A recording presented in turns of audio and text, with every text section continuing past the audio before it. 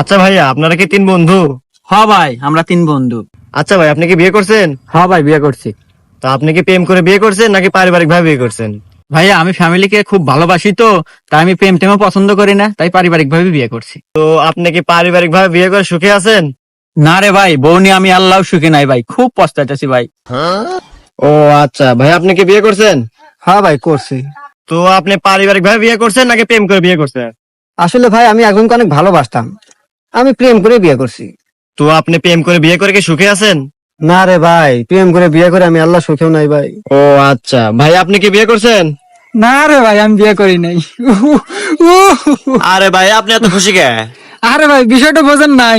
ও পারিবারিক ভাবে বিয়ে করে খুশি নাই, এ প্রেম করে বিয়ে করে খুশি নাই। আর আমার খুশি হওয়ার কারণ, এবারে দুজনের বই আমার হাতে লাইন মারে। दुश्मन करे दोस्त ने वो काम किया।